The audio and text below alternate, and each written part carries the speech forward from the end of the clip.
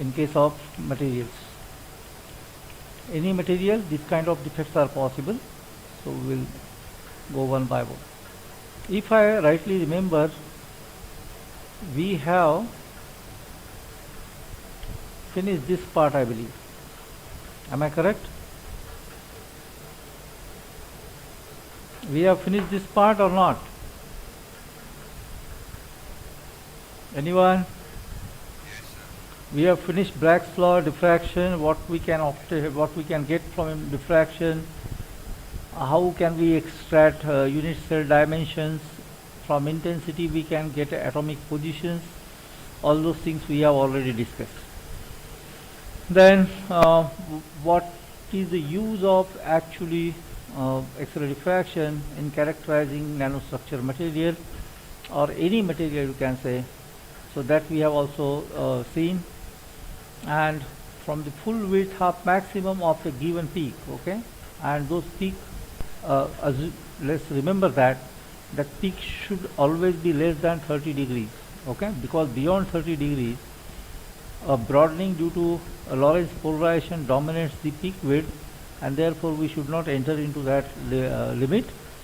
So it should be always less than 30 degrees. So we should always choose a peak which is somewhere around 0 to 30 degrees. So you be careful while selecting the peaks, and you always go for a couple of peaks and find out the average crystallite size using Scherrer formula, and that Scherrer formula is tau is equal to k lambda b cos theta, where k is the shape factor for spherical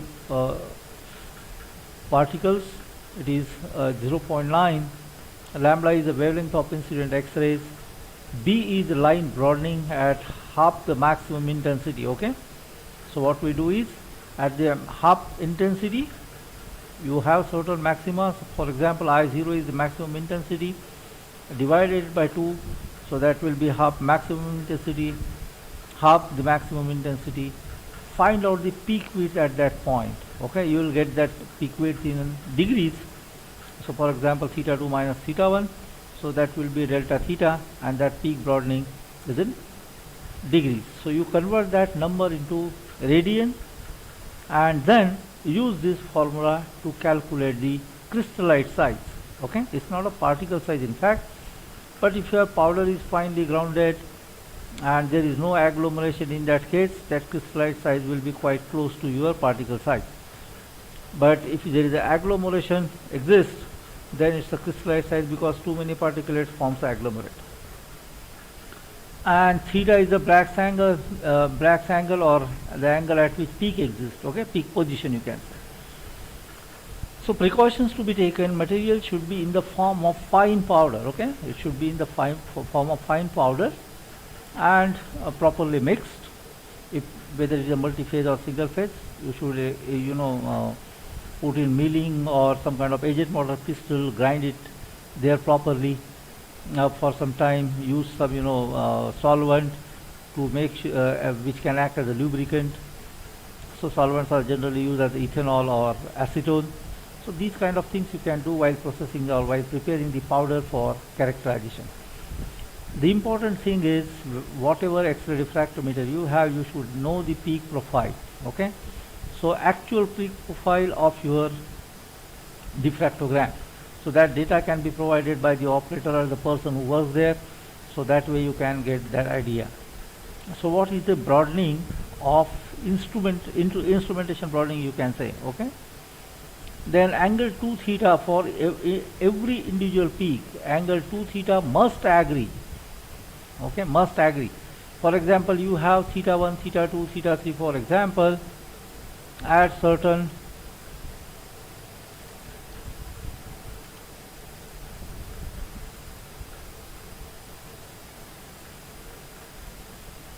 at certain positions, then one should have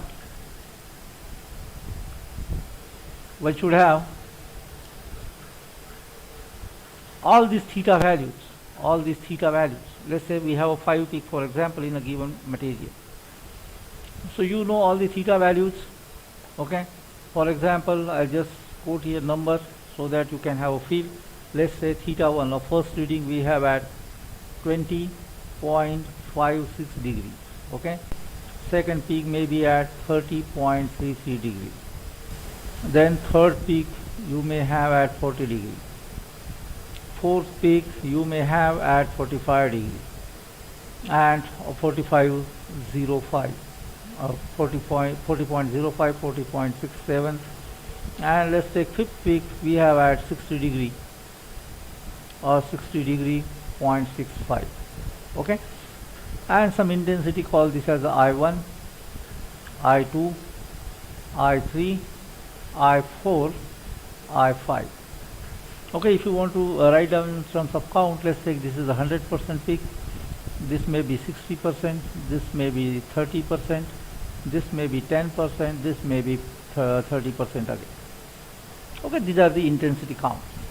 In absolute way you can say it's an intensity count, and these are the theta position. When you are trying to match this, standard these observations with the standard data set, then your agreement should be the first peak can have a value of 20.54 or 20.58. Okay, in this region you should have agreement for all the peaks. For example, if you consider second peak, the range you may find experimental observation that should be in the range of 30.33, so that makes 31 and 30.35. Okay, in this range you should find your peak position experimental observation 31 to 35. So in this range, if that particular peak exists, then you can say okay, this peak correspond to this particular material. Remember that all these peaks should agree, 3, 4th and 5. Second, intensity that we have there, that intensity pattern should approximately again agree to your experimental observation. Then you can say okay, given material and the material that you are trying to see, or material pattern or X-ray diffractogram for the reported material, or the known material you are trying to match with your material, both of them are same. Otherwise you have to go for other possibilities. So that is how we can actually match our X-ray diffractogram with the theoretical values or some known structure. So if these things can happen, then we can say okay, right now whatever material I have, that material is actually same. Second aspect is very simple, but it's very important as well. Now this aspect is very important because whenever we reduce the particle size, I told you what happens at the boundary. You are actually breaking symmetry at or at the boundaries, and that breaking symmetry can make something happens in your material. Okay, that can be those can be classified as defects in a crystal. Okay, what kind of defect exists? So there are 4 types which are very much relevant to our discussion. So Schottky defects, Schottky defects, Frenkel defects, substitutional one and interstitial one. Okay, the first figure on your right hand side, this one is example of your Schottky defect. Okay, example. What happens? See, they are from the regular side. These are regular lattice side. So something is missing. Okay, something is missing. What is missing over here? Some Na from regular side and chlorine from the regular side. They are missing, and you can find them on the surface. Right? This is a surface. So what happens is the cation and anion in a pair. Okay, it is always in a pair. So cation and anions, they actually miss the regular side and they are moved to the surface. So that kind of defects, or this particular defect, is known as Schottky defects. Okay. Now Frenkel defect. See the figure 2. What happens? Something is missing from the regular side. Something is missing from the regular side, and it is where it is. It is located at somewhere. Okay. So this is the Frenkel disorder. Okay. Sometimes word used disorder, Schottky disorder, Frenkel disorder. Okay. Third case we have a substitutional one. Substitutional defects. what happens is, for example, we have a NaCl and we have a lithium chloride. Okay, both of them have alkali halides. So, but difference is chlorine ionic radius going to be same in both the materials, but a cation radius is going to be different. Okay, lithium is smaller than sodium. So if you, let's say, replace lithium by sodium, okay, let's say this is our host material is lithium chloride, and you are trying to add some sodium chloride there. What happens is, chlorine will always occupy a regular lattice site, but one of this lithium position will be substituted. Okay, one of the lithium position will be substituted by sodium, and this is how you can see, because this is the regular site. If you look at it, just the ionic radius is different, but the position that we are talking about, they are actually regular lattice sites. So in a substitutional defect, what happens is some kind of impurity actually occupy the regular lattice site. And here we have what? Interstitial one. So some of the ions are actually, you look at it, they are occupying the space, okay, which is vacant, okay, empty space in the crystal. So these kind of things are called interstitial one. So Frenkel disorder gives you vacancy at the regular site and one interstitial position. Okay, so that ion can move to the interstitial site, for example in this case, and in this case Schottky defect, they can be moved to the surface. If we want to write down this particular equation using a standard notation, we can say something like this, or we can write, for example, let's say NaCl, okay,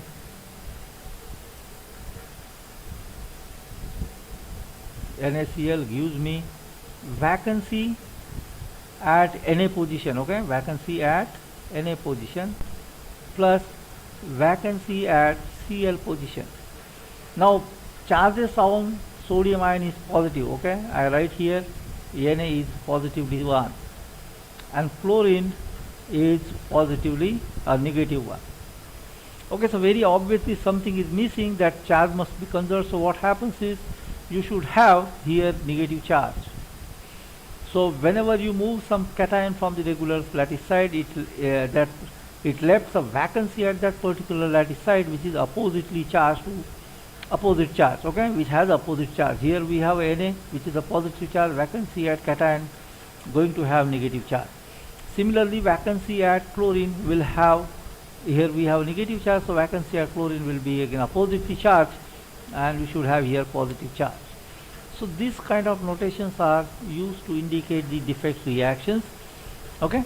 Similarly, if I consider, for example, interstitial material, interstitial or Frenkel disorder, then let's say some kind of M and X. Okay. M is a metal cation, X can be anything, maybe oxygen or halides, halogen, anything, but it will give you vacancy at some metal site or vacancy at X site. Okay, if cation moves from regular lattice site and go to interstitial position, then we have Na at interstitial. Okay, interstitial position means it is occupied by, it will occupy the empty space in the crystal. And similarly Vx plus X interstitial. Okay, now vacancy at Na site will have a negative charge, and this is going to have positive charge. Vacancy at X site, it's a negatively charged ion, then it should have actually positive charge over here, and this will have a negative charge. So again, charge balance is always there, so everything will be charge neutral. So these kind of things can happen. Okay. Second case, for example, I just quoted you, you have a lithium chloride. Okay, you are adding some NaCl. What it gives me? Lithium chloride. Okay, from outside it will look like lithium chloride, but if I want to write, what should I write? In fact, lithium 1 minus X. Okay, Na, X and Cl. This means sodium occupied a regular lattice site. Okay, regular lattice site in a lithium chloride unit cell. Okay, this is how one can write down this one. So Li 1 minus x, x can be anything 0.001 or 0.123 and so on. Okay, it cannot be greater than 1, and x, this x cannot be greater than 1. Okay, if you just consider x is equal to 1, then you will get NaCl. Okay, and everything will change, that is constant including everything will change, and therefore this kind of things can be called as substitutional one. Okay, this is the substitution. What we are doing it, we are substituting Na at the lithium site. All right, second thing we have got, let's take NaCl crystal. Na is quite so radius of sodium ion is quite bigger than lithium. In that case, this lithium ion can diffuse into lattice and may occupy what? Interstitial position. May occupy interstitial position, but it has to have a charge neutrality condition. You are adding certain thing. Okay, what happens? You are adding certain positive charge or negative charge. Are you? No, but one ion must lose from regular lattice site to accommodate this lithium ion. Okay, again material you can write over here something like Na 1 minus x, lithium x and Cl as it is. But in this case what happens is, in this case lithium is a smaller ion. If thermodynamically possible, then what happens is some vacancy will be created at the regular site and lithium may occupy interstitial position. So these things can happen at the surface or in the bulk. Now next point I would like to stress is, we have got, let's take polystyrene material. I am saying a polystyrene material, so you know, if I take a polystyrene material and if you observe the cross section of any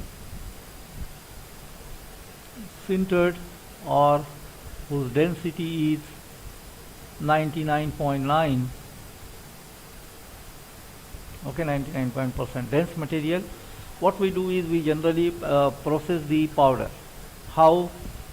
We have a fine powder, then we may add some binder, then we press it in a required mold, then you remove the mold, that powder will take a shape of that mold, then you take that your molded shape, place into furnace for sintering. Okay, and when you sinter that whole your product, and when you measure the density of that product, that density I am talking about. Okay, so after sintering we may achieve a density of 99% at least we can achieve density. Now let's say for examination you take a cross section of that material, you may find a very different structure, and some of the grains are actually arranged in a 3 dimension. Here we are talking about the cross section.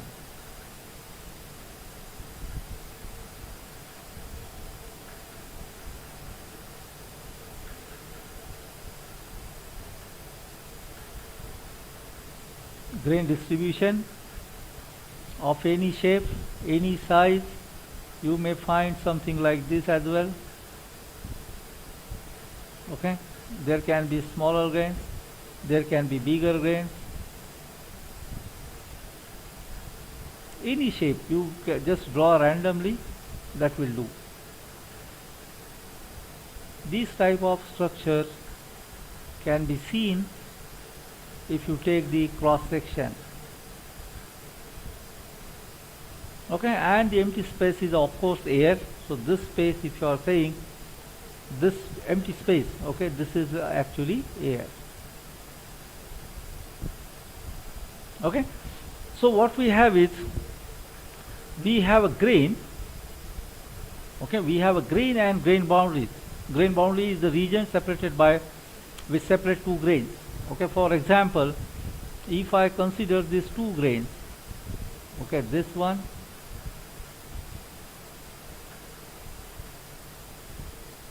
Okay, this is your one of the grain, and let's say this is your second one.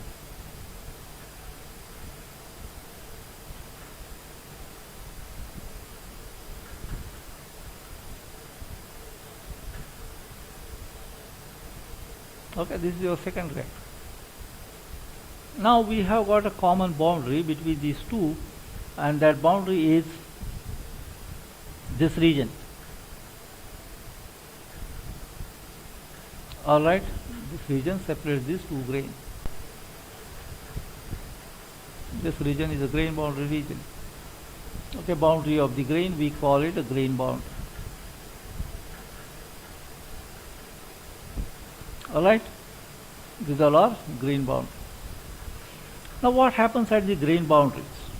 Okay, you know sintering is always the driven by concentration gradient. Okay, sintering is always driven by concentration gradient. Concentration gradient of defects, atomic concentration. For example, on one side you say, I just draw interface.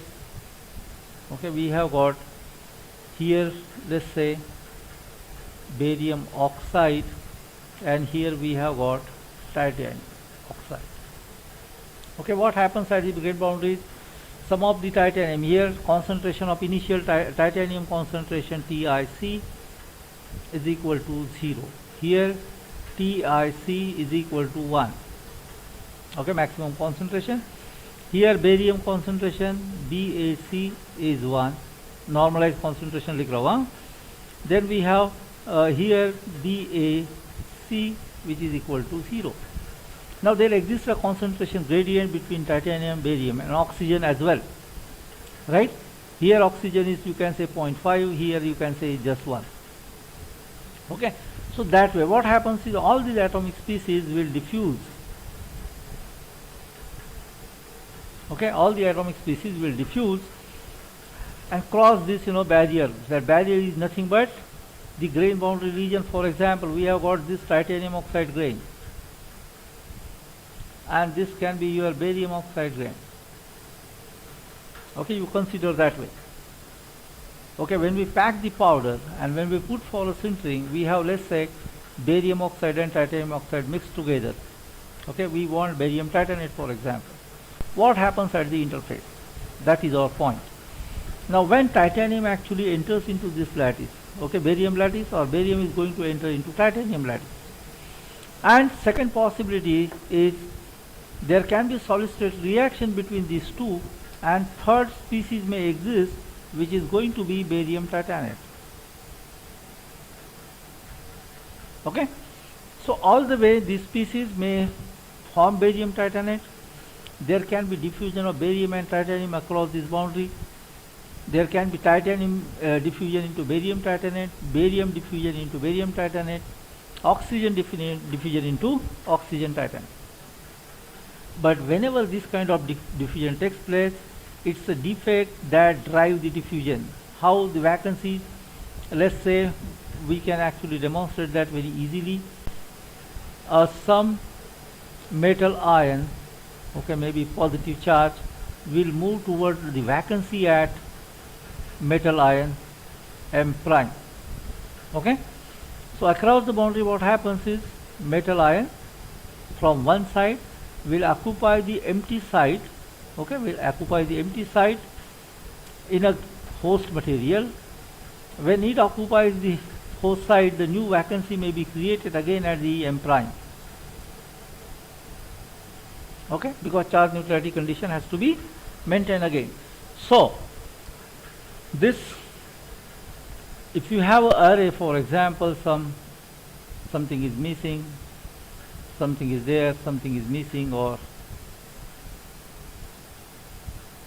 that way, and this M may take this position, creating an additional vacancy at some other lattice site. So okay, from this may go to here, and this position may be created at this point or any other point. So that way diffusion takes place in any material. Okay, so this is how diffusion can take place. So what I am trying to say, so defect has very important role, okay, in a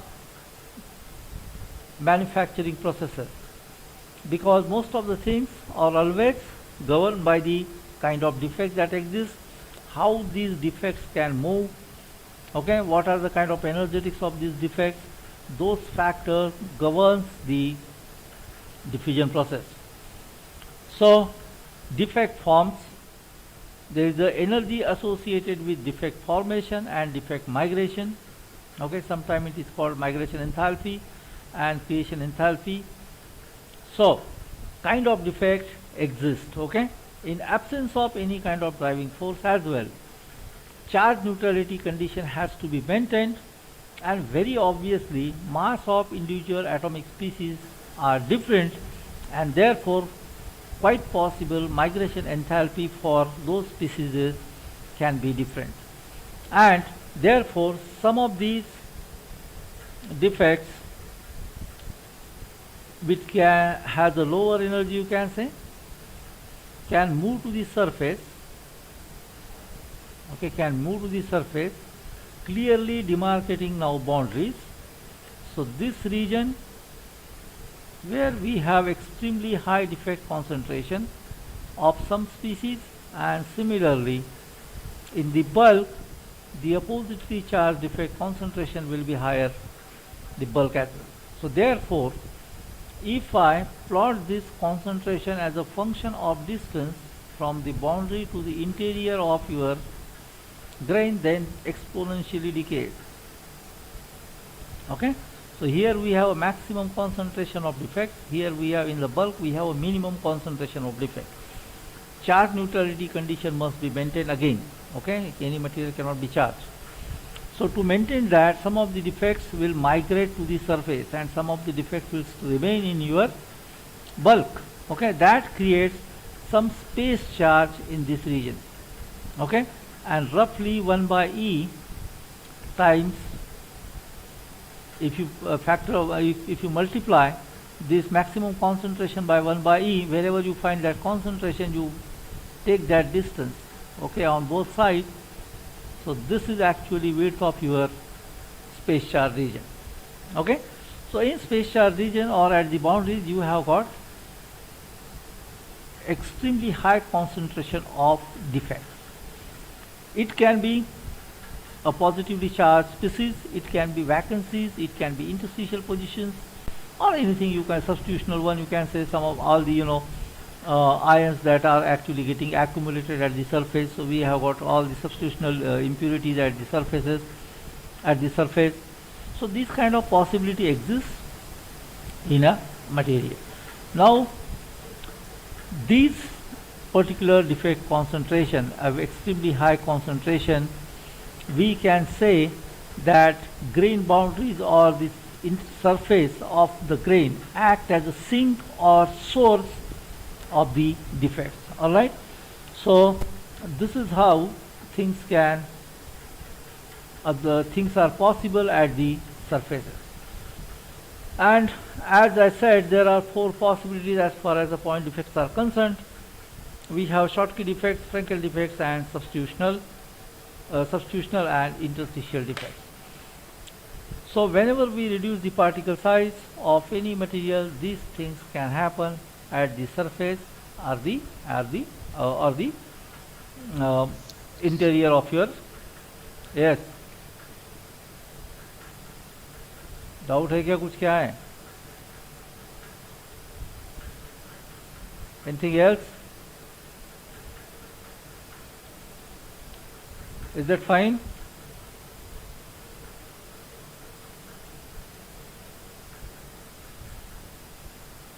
Is it okay?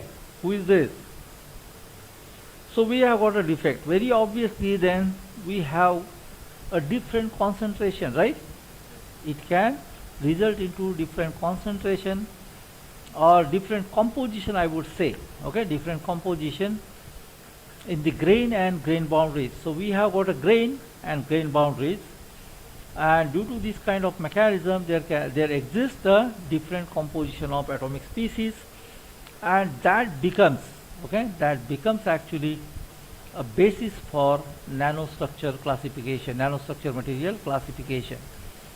So for example, okay, I would draw here a simple column,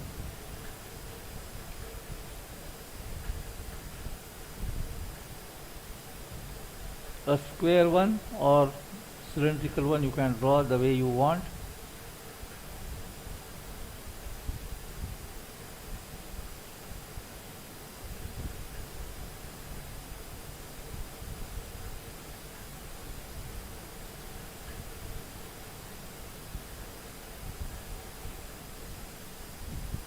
Okay, I don't know what to draw.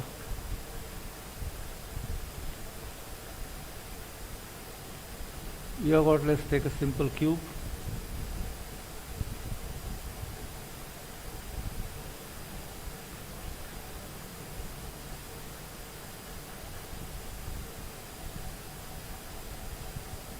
Consider that's a building block.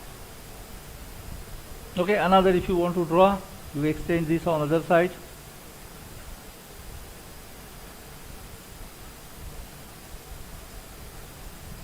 And I just extended this. Okay, this is 1, 2 and so on, you can arrange them. Similarly, we can draw here as well.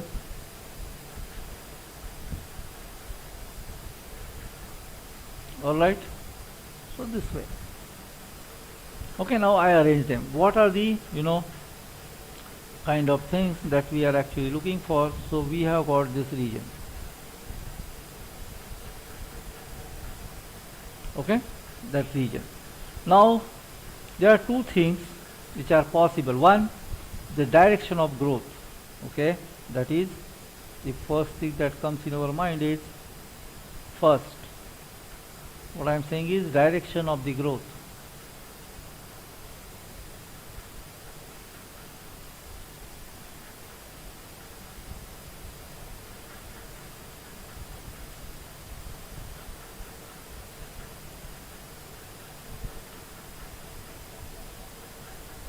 Okay, second, a composition.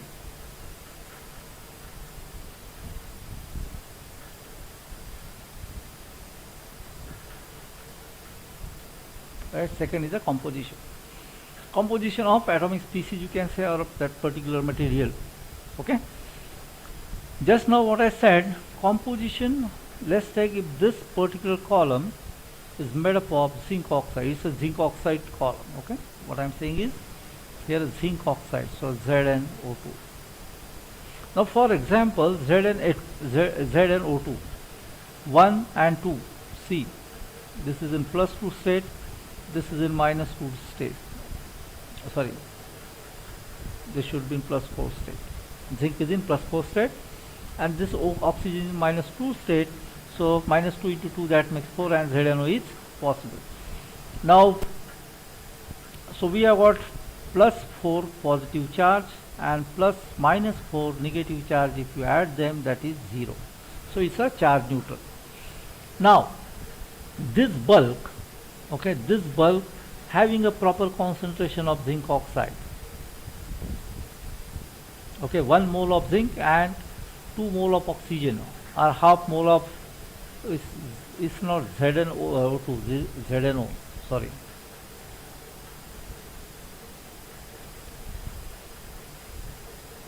Okay, it is zinc oxide, ZnO.